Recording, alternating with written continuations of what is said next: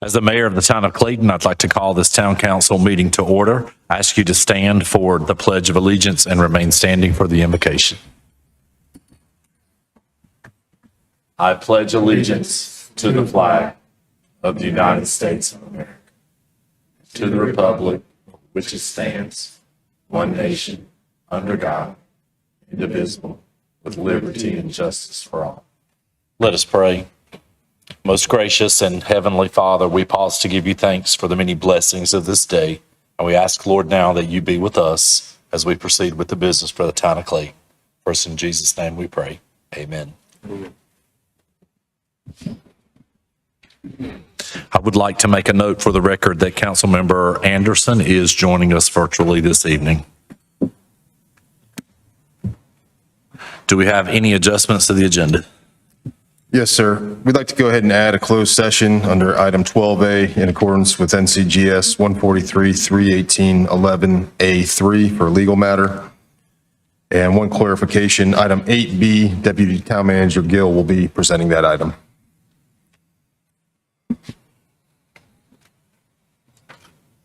All right. I'll entertain a motion to approve the agenda as presented. So moved. Second. We have a motion and a second to approve the agenda and the adjustments. Is there any further discussion? All in favor say aye. Aye. Opposed, like sign. Motion carries.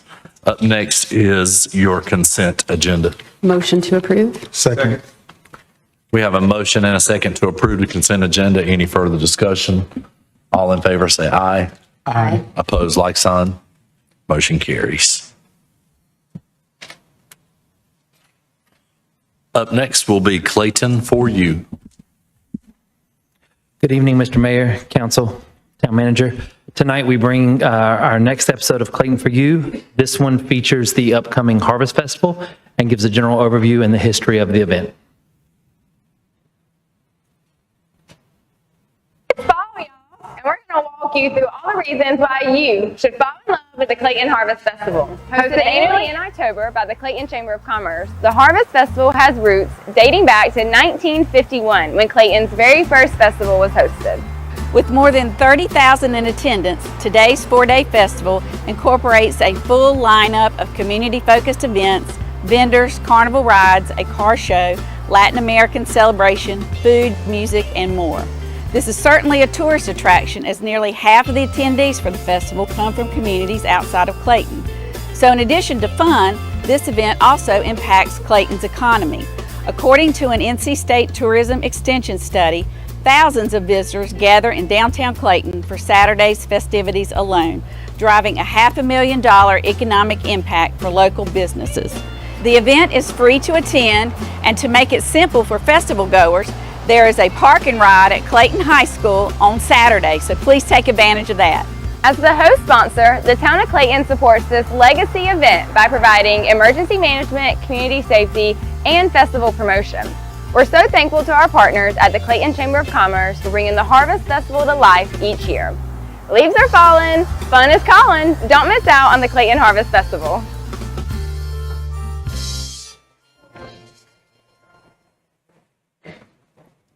Thank you, sir. That was great. Thank you.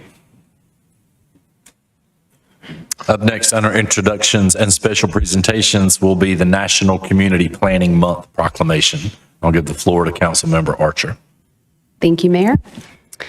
Town of Clayton National Community Planning Month proclamation. Whereas change is constant and affects all cities, towns, suburbs, counties, boroughs, townships, rural areas, and other places. And whereas community planning and plans can help manage this change in a way that provides better choices for how people work and live. And whereas community planning provides an opportunity for all residents to be meaningfully involved in making choices that determine the future of their community. And whereas the full benefits of planning requires public officials and citizens who understand, support, and demand excellence in planning and plan implementation. And whereas the month of October is designated as National Community Planning Month throughout the United States of America and its territories. And whereas the celebration of National Community Planning Month gives us the opportunity to publicly recognize the participation and dedication of the members of planning commissions and other citizen planners who have contributed their time and expertise to the improvement of the town of Clayton. Now therefore, on behalf of the Clayton Town Council, we hereby proclaim the month of October as National Community Planning Month and extend a heartfelt thanks for the continued commitment to public service by these professionals proclaimed this 7th day of October 2024. And if the folks here from planning will meet me down front for a photo.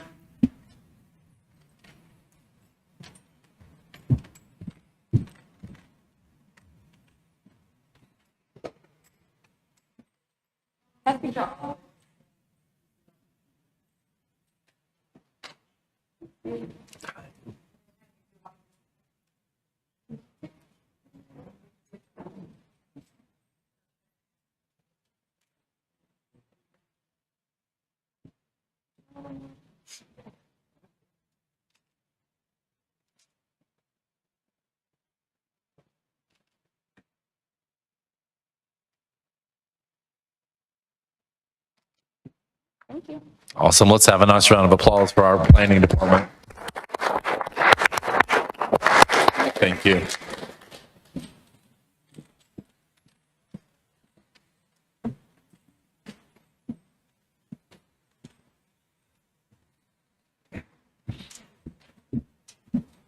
And up next will be the National Arts and Humanities Month proclamation, and I'll give the floor to Councilmember Casey.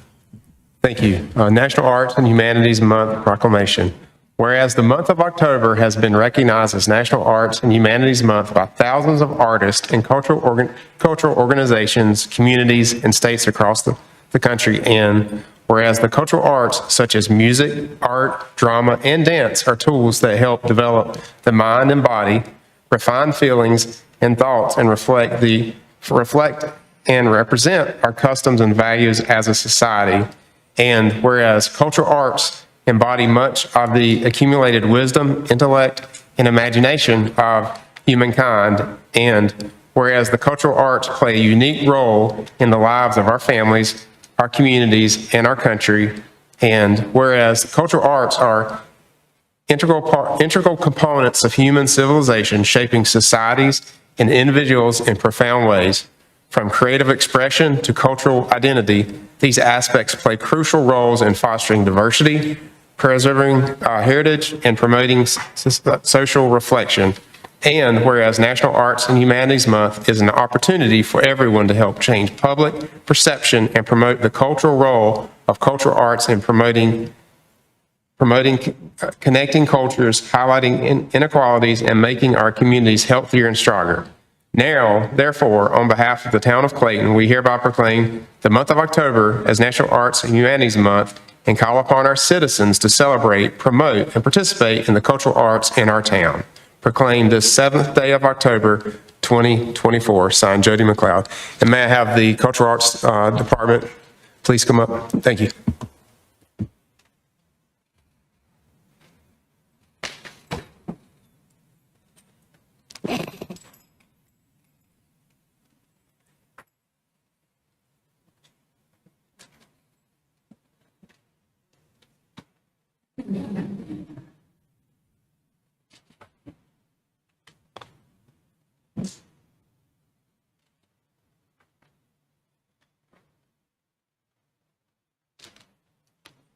Thank you. Let's have a nice round of applause for our cultural arts.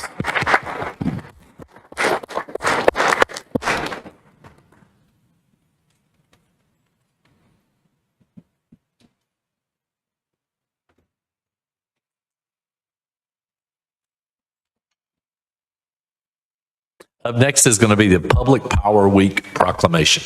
I'll give the floor to Mayor Pro Tem Sims. Thank you, Mr. Mayor. The town of Clayton, Public Power Week 2024, Powering Our Community's Future proclamation. Whereas the town of Clayton provides electricity to its citizens, and whereas the citizens of the town of Clayton are consumers and owners their public power systems and exercise local control over utility operations and policies. And whereas our employees are neighbors serving neighbors, and whereas our electric system is a community asset that contributes to the well-being of citizens by providing safe and reliable power, customer service, and economic development opportunities, and whereas the town of Clayton is one of more than 70 public power communities serving more than 500,000 residents, commercial, and industry customers in North Carolina, and whereas the town of Clayton recognizes Public Power Week and commends the public power cities and towns across our state and nation for their outstanding contribution to our community.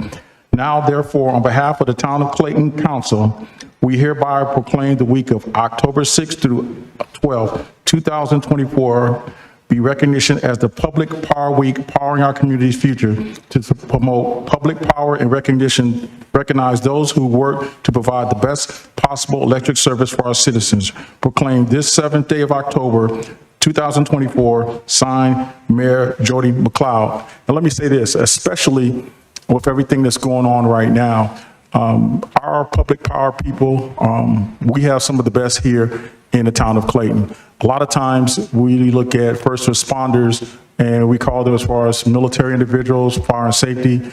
Our public utilities individuals, if you didn't know it before, you know it now. They are also, should be included in that when you talk about first responders. If you don't believe me, ask those in Western North Carolina. We have individuals on with the town of Clayton who have gone and volunteered to go out that way to help out. So really proud of them, and they're also looking at ways that we can help out down in Florida. So if you guys can come join me up front for a picture. And while you're coming to get your picture, I want you all to listen to this. Dear sir, I'm writing to bring your attention the conduct of the Clayton Utility Department's emergency electric repair services personnel. On the afternoon of July 16th, my house located at 326 South Lombard Street lost electrical service in half of the house. As soon as I was informed of this condition, I contacted the Clayton Utility Department as I feared a problem with the power supply to the property. About an hour later, I was shown pictures of a fallen limb, a severed hot wire, and a Town of Clayton service truck in the yard, and informed that the electrical problem had been found and repaired. A few days later, I saw the site of the repair. There was no debris from the fallen limb, nor any other evidence of the dangerous situation that had been resolved. My message to you and the Clayton Town Council is twofold. One, the utility department provides essential, prompt, and thorough repair services. Second, I ask that you please commend them for their fine work. In that regard, enclosed is a gift card for Smithfield Chicken and Barbecue, and I ask that the line crews be treated to a meal. I am grateful, thankful, and greatly appreciative of the service they provide on short notice whenever the need arises. You are atop an organization of outstanding public service. Thank you for your time and your attention. Congratulations, and thank y'all.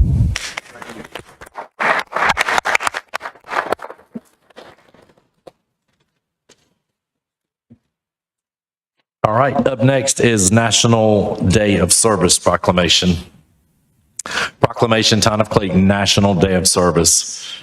Whereas the Women's Club of Clayton is a local nonprofit organization dedicated to community improvement through volunteer service, empowering members to make meaningful contributions to society.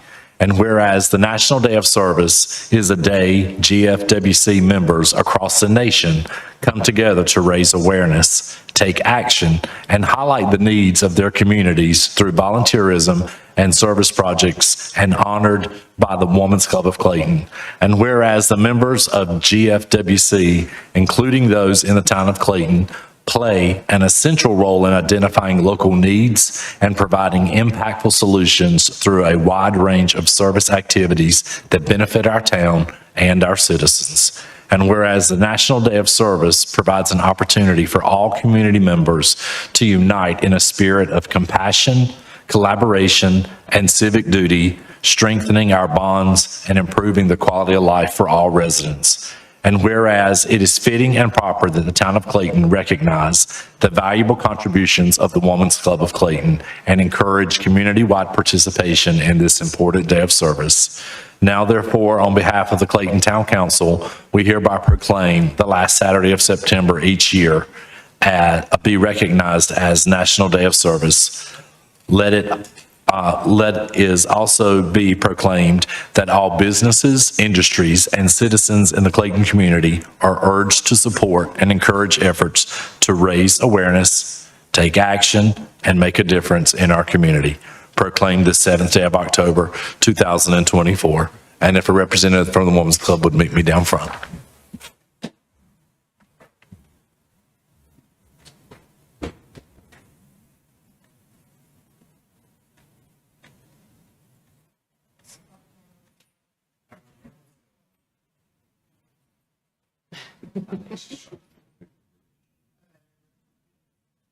But I will take the time to say on behalf thank you and the Women's Club for all that. And I don't just in this year or last year, but for the last 50 years. You guys, 100 projects, exactly. Thank you so much. Thank you.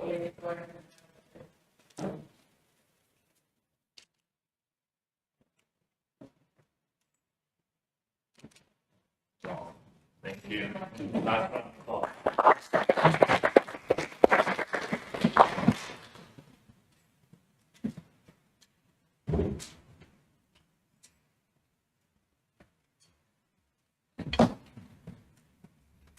And up next will be the Little Library Project, and I will give the floor to Sarah Perricone and Joe.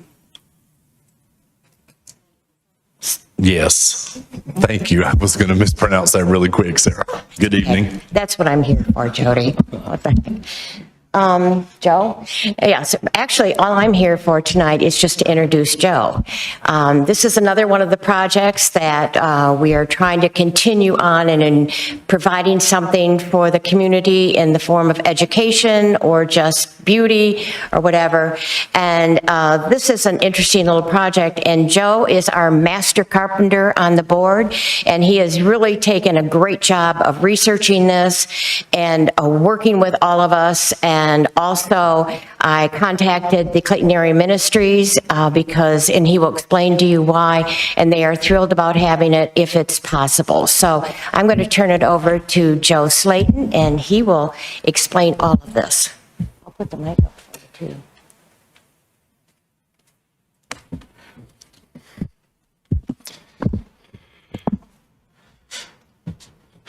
Good evening. Good evening. The Little Free Library is a 501c3 nonprofit organization that promotes neighborhood book exchange with the aim of increasing access to books for readers of all ages and backgrounds. And I'm not exactly sure. Yep. The idea for the Little Free Library started in 2009 by a fellow named Todd Bowl in Wisconsin. His mom was a teacher and an avid reader, and she passed away. And to honor her, he decided to put a box in the shape of a little schoolhouse in his front yard on a post, and he filled it with books and encouraged neighborhood children and adults to take a book, to encourage them to read, and if they were finished with it, return the book, or if they wanted to add books to it, to go ahead and add books. And the idea took off.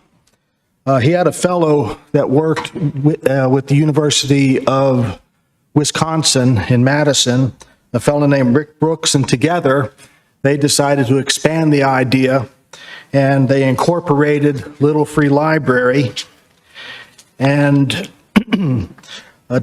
took some inspiration from Andrew Carnegie, who encouraged the development of over 2,500 libraries in communities across the United States.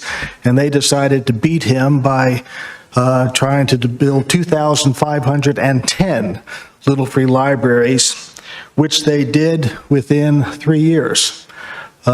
And shortly after it became incorporated, the Internal Revenue Service recognized it as a 501(c) organization. In November of 2016, it went international. And at that time, there were 50,000 registered Little Free Libraries in 85 countries across the world. As you can see, Little Free Libraries come in all shapes and all sizes. The Little Free Library on the top left is actually an image of the Little Free Library he put in his front yard to honor his mother. One below it is a simple box, and you can see the books are just stacked on top of one another. And as this program has continued to evolve, the variety, the complexity of the Little Free Libraries has increased. There's even one that looks like a TARDIS from the Doctor Who television show. It works very simple. They're placed in local communities, neighborhoods. People come by, take a book, leave a book. It's pretty much self-sustaining. This is the Little Free Library that we have chosen. And as you can see, 2 doors, 4 sections. We intend to fill it with books for children and books for adults, possibly crayons, art books. We do intend to, it's a kit. We purchased a kit so we could build it ourselves, make sure it's waterproof, and we will paint it in some design that we will choose. But we're also going to intend to modify it a little bit. We want to put like stainless steel hooks on the side for kids to be able to put their book bags on, or passersby who may have dogs to be able to put the leash so that they can look at the books.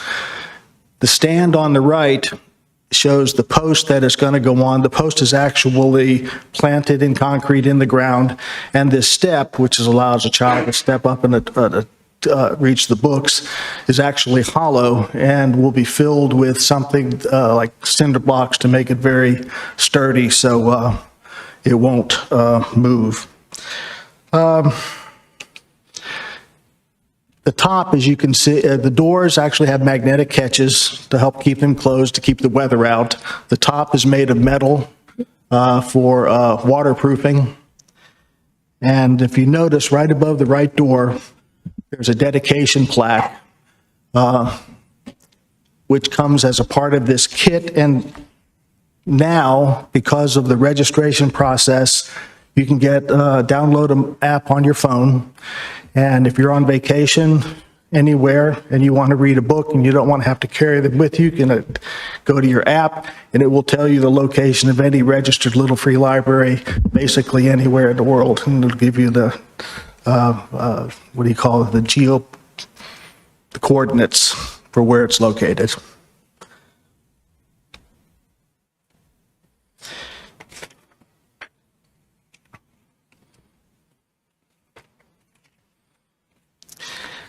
And this is some additional information.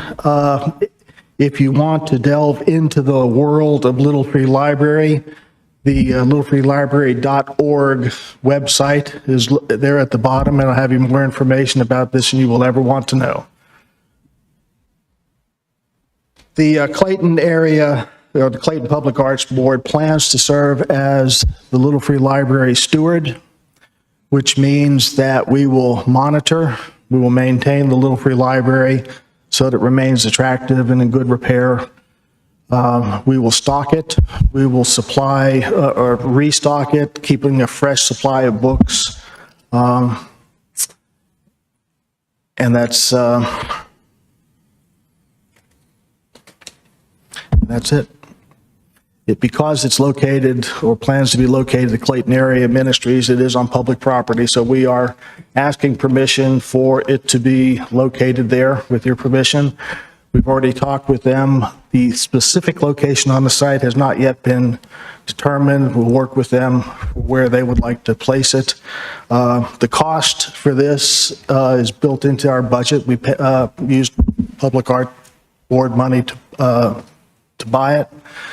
We will spend a little bit of money to purchase books, but if this operates like so many of the other ones, they're pretty much self-sustaining. If we put out the word that we're looking for some children's books or books, we will probably be inundated. I've worked with a couple of these, and we end up having to find storage space for all the books that we can't get into the little library. So with that, questions? Questions or comments? Mr. Casey? Appreciate y'all presenting this. Being the liaison on the Public Art Advisory Board, just seeing that group and talking about this and the passion they had for it. Exciting that, y'all came tonight and presented it, and I have no problem with it. I hope to see it come to fruition and see y'all's passion come to life with this opportunity. Thank you. Thank you. Anyone else? Do I hear any objections to the proposed location? All right, we're all good. Thank you all Thank so you very very much. much. This is wonderful. Thank you. All right, up next under old business is the Copper District Elevated Storage Tank Tentative Award. Good evening, Mayor, members of Town Council, Joshua Baird with my interim engineering director hat on tonight. General statutes and town policy require formal construction bids in excess of $500,000 excuse me, to be awarded by the governing body. The item before you tonight is a construction contract bid award for a 1 million gallon elevated storage tank on the western side of town, out 42 near the hospital in the area of the future and the potential Copper District project. The project was formally advertised on July 31st, 2024. It included a base bid and an ad alternate for a certain vendor of architectural and lighting package associated with the project. On September 5th, the town only received 2 bids and were unable to open those bids. The project was rebid, and on September 19th, a second public bid opening was held.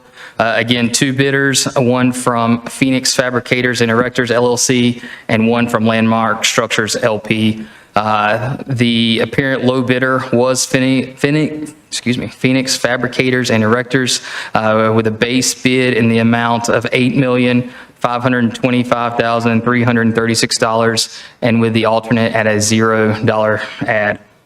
The engineer of record has reviewed the bids and issued a recommendation of award. Town's procurement and contract department has also reviewed the bids and contract. The town does intend to fund a portion of this project with $4 million of ARPA funds that were received a couple of years ago. With that being the case, the State Division of Water Infrastructure does have to review the bids. Prior to reviewing the bids and the project, Town Council must adopt a tentative resolution. And so tonight, before you seeking adoption of the tentative resolution to award that contract, and it would be subject to the final approval and authority to bid by the Division of Water Infrastructure, as well as final legal review of the contract and project information. So tonight, staff recommend and request approval of resolution number 2024-98 and to authorize the town manager to execute the construction contract for the base bid and the alternate and any change orders that may be required to deliver the project within the existing budget, and again, subject to final legal review of the contract and project information. Once that's complete, we'll get everything to DWI, get their authority to bid, and then we will finalize it with a formal award. With that, I'll take any questions on the project. Questions or comments? All right, if not, I'll entertain a motion. Mr. Mayor, I'd like to make a motion that we adopt resolution number 2024-98. Second. We have a motion and a second for the adoption of resolution 2024-98. Is there any further discussion? All in favor say aye. Opposed, like sign. Motion carries. Thank you. Thank you. Up next is the Legend Park update with Dolores Gill, Deputy Town Manager. Good evening, Mayor and Council. I'd like to provide an update and a status to the Legend Park site located on 550 City Road and to explain the future remediation project that is coming its way. Later in the presentation, Mr. Joshua Baird, Water Resources Director, will come up and give us a brief description of this project on the map to give you better orientation of what will be happening on the site. North Carolina Department of Environmental Quality's previously identified a pre-regulatory landfill on the site of Legend Park. A pre-regulatory landfill is defined by the state as any land area, whether it's publicly or privately owned, on which municipal solid waste disposal occurred prior to January 1, 1983. This is one of over 680 projects that's been identified all across North Carolina in need of remediation. During the past 4 years, our engineering department has been coordinating with the DEQ staff to assess the site, test the site, and has assisted in developing a remediation action plan for the site. Some specifics about this plan include relocation of waste from the stream area and the future drive entrance, and a soil cover cap that will go across the remaining trash boundary. While most of this landfill is on town property, there is a small portion that does extend onto some private property, and we are, with the DEQ, they are working with that property owner, although they have denied some recent access, and that portion will not be in this project. So engineering has been collaborating with DEQ to develop the RAP. It is completed now, and the town, upon the completion of the remediation site, can be used as a passive park and continuing as a trailhead. It will be also left with a parking area for the Sam's Branch Greenway. This collaboration with the RAP also allows for the drive's entrance construction to be installed by a private developer per approved plans from Villages at Parkview. The RAP was completed and has undergone all of its public comment processes. That period ended on September 2nd. There were no public comments received at that time, and the state has moved forward with the funding of this project with a $2.9 million state fund, no town funds used in this project. For this project to move forward, the town has signed a deed restriction, boundary plat defining the waste areas, and all of these documents were previewed by our legal counsel, and this was actually approved by you all on October 2nd of 2023. So we are at the point where this project is due to begin.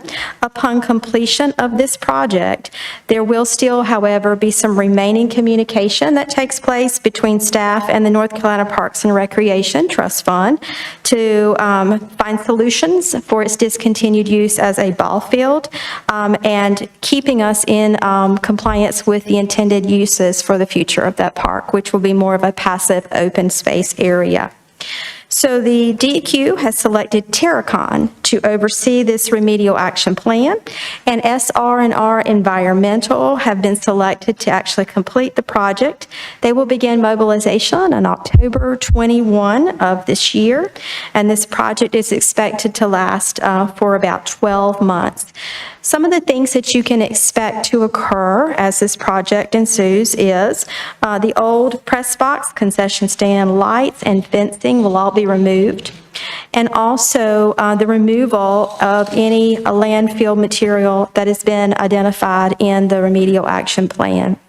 The area will be finished with a grassy area as the town coordinates with DEQ for potential passive open space for benefit for our residents.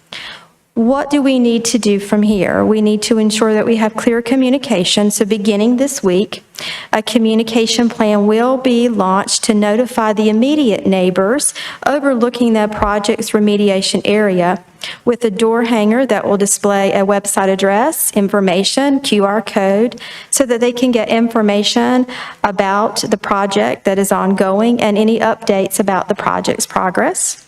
In addition, we're delighted that Mr. Mark Moore will be the project manager from our team in engineering and will serve as a point of contact here within the town, and will also be directly communicating with the on-site contractor during the entire duration. As As a safety precaution, however, this project does require from SR&R and Terracon and DEQ the closure of Legend Park's trailhead at this bridge. Closure notices will begin this week informing our residents of the closure, and that will include signage, information, websites, QR codes, and information posted near the bridge at the O'Neill location before the bridge. Also, we will have a location on our website for folks to get continued updates about the project. And we are also very excited to announce that we have a newly developed Greenway information area that will be located on our town website where we can have subscribers to get ongoing information other than just one mode of communication. We will be communicating this information out through social media to let them know about this new updated Greenway closure information site, but also in some of our ongoing lists that we maintain so that we can get this information out more readily to all of our residents within the community. While we know this is going to be inconvenience to our Greenway visitors, we are encouraged by the process that this will be made at the Legend Park site as we have this remediation project completed. However, the wonderfulness about this is it will reintroduce a previously unused area back into our open space in our park system to be available in the future, in the near future, to our community. So that is an update. And at this time, in order for you to get a good overview of what will be the impacts of the project, I turn it over to Mr. Josh Beard, Water Resources Director, to give you just a bit of information further.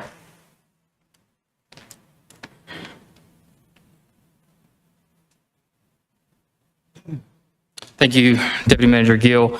In regards to the extent of the project extend from City Road to on the west and is bordered by the existing Sam's Creek to the north, down to the existing Sam's Branch Greenway to the south, and then to the east, a low area in one of the existing boardwalks down by the Sam's Branch Trail. As Deputy Manager alluded to, the strategy for this remediation plan is to take certain areas of waste, relocate them on site, and then properly have a cover and to cover that and cap that existing waste off. The project, after its completion, will be in somewhat of a grassy meadow state.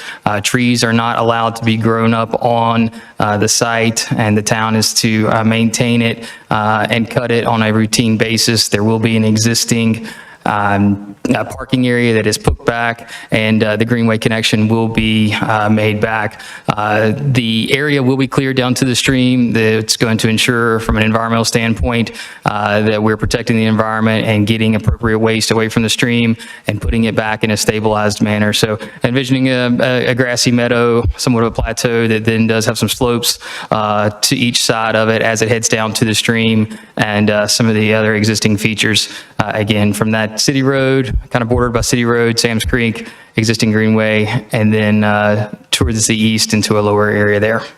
Turn it back over to Deputy Manager Gill. Thank you, Mr. Baird. I'll entertain any questions or follow-ups that you may have at this time. Any questions or comments? Ms. Arch? Thank you for the presentation. I just wanted to add, I know some residents have asked me about this project in the past, and just to kind of reiterate that the plan that's unfolding out there really isn't under the town's control. I mean, obviously you have been able to give some input, and there was a public comment period through the state. But just a reminder to residents when they see this unfolding, because it's going to be a shocking change. It's going to look different. That, you know, there are hundreds of these sites across the state of North Carolina. The Dorothea Dick Sunflower Field is an example of one. And so this is what happens when you had waste put down before there were regulations and it wasn't handled properly. So, you know, they're coming in and doing cleanup decades after the fact. And while it will look very alarming, I'm sure for people, it's just for you to know that it's for the best, and it's the environmentally kind of the best thing you can do at this time. And, you know, the town would, I'm sure, love to keep it a ball field, love to keep the trees there. And unfortunately for this situation, that's that's not an option. So I just wanted to make sure people understood kind of the genesis of this. So thank you. Thank you. Anything else? Anyone else? All right. Thank you both very much. Up next, under new business, is the fiscal year 2023 Staffing for Adequate Fire and Emergency Response SAFER Grant. And our presenter is Fire Chief Raines. Good evening, Mayor, Town Council. Earlier this year, I made you aware that the fire department had applied for the FY23 Staffing for Adequate Fire and Emergency Response Grant. Acronym is SAFER. I'm happy to announce that we've been awarded a SAFER grant in the amount of $1,512,151.68. This grant provides full funding for 6 firefighter positions, including pay and benefits, for the period of 36 months. This funding will enable the fire department to increase staffing across the department to have a level of 4 firefighters on each unit. Having a 4-person crew on each unit is essential to achieving an effective response force, as outlined as best practice by the National Fire Protection Agency.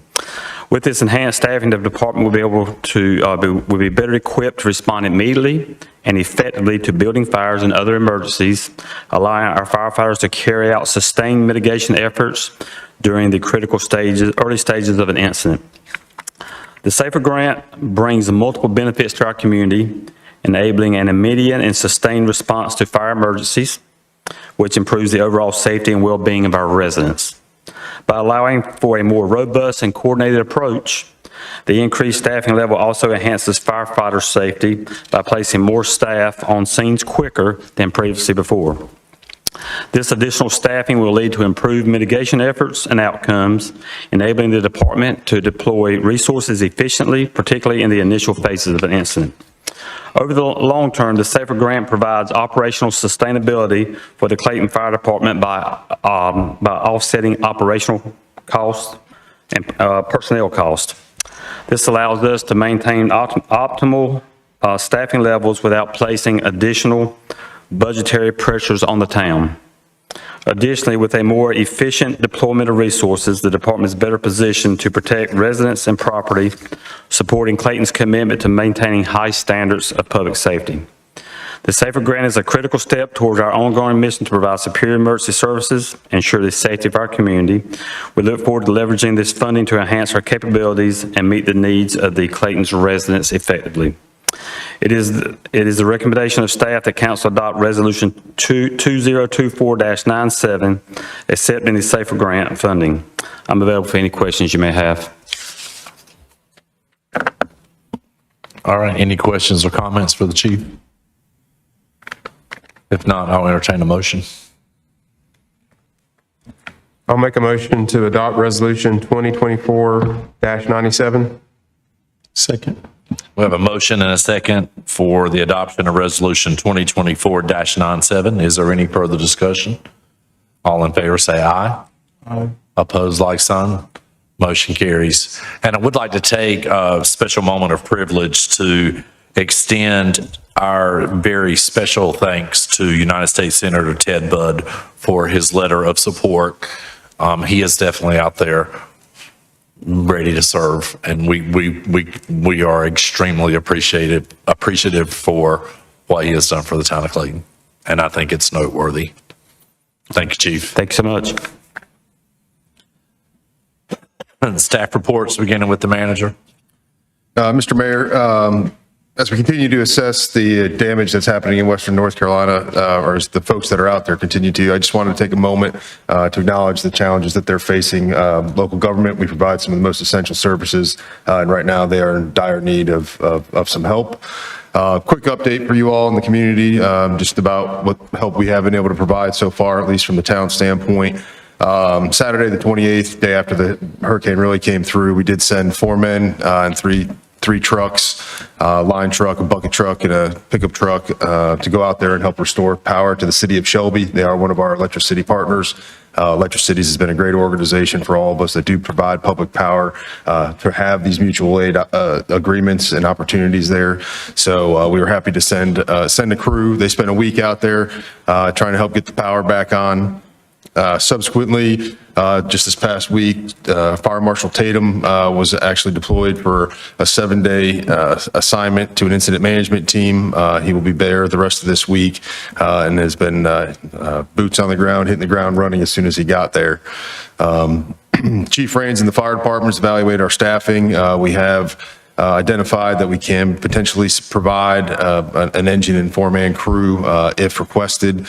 So we have offered those resources up if we need to swap out for some folks out west.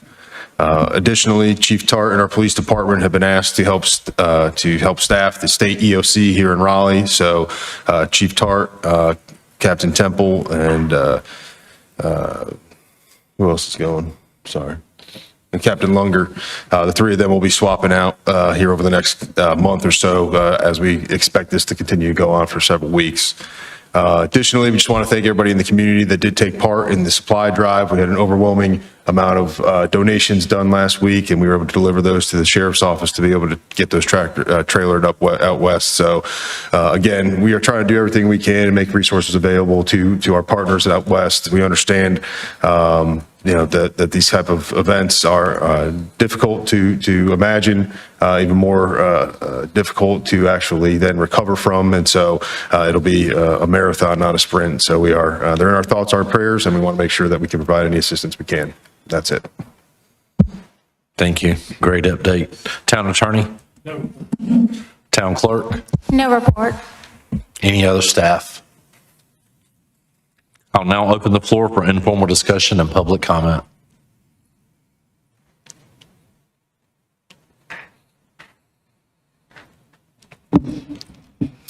Good evening, Mayor, Council, Town Manager. I am Kay Johnson, the Executive Director of Harbor of Johnston County. Earlier today, the County Commissioners adopted the October 2024 as Domestic Violence Awareness Month. The campaign for this year is I Know Someone. Of the 64 homicides due to domestic violence in the state, my nephew's mother is number 7 on that list. As Harbor continues to experience an increase in capacity and severity of violence, we felt that it was appropriate to accept the charge to bring awareness of domestic violence within our community. On October the 17th, Harbor will be hosting a community vigil in the Clayton Downtown Square. We will have a youth focus from 3 to 4 p.m., and our vigil will begin promptly at 6 p.m. Thank you so much for allowing me to share this event that's upcoming, and it is our hope that as we continue to serve those that are truly in need within our community, that we will make a positive impact. Thank you. Thank you, Kay. And if the clerk could get that on our calendars, that would be great. Thank you. Anyone else? All right, no one else wishing to speak. I'll turn it over to council for comments. All right, and hearing none, I will entertain a motion to go into closed session. Second. Have a motion and a second to go into closed session to discuss a legal matter. Any further discussion? Excuse me, all in favor say aye. Aye. Opposed? Motion carries. If you would clear the room, thank you.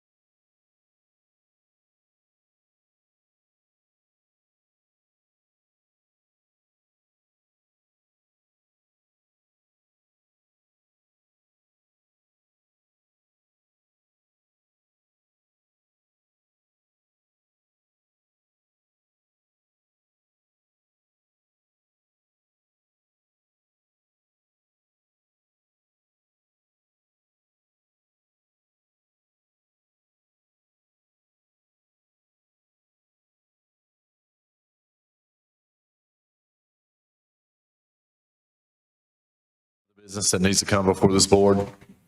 Hearing none, I will entertain a motion to adjourn. So moved. All in favor, say aye. Aye. Opposed, like sign. Motion carries. Good night.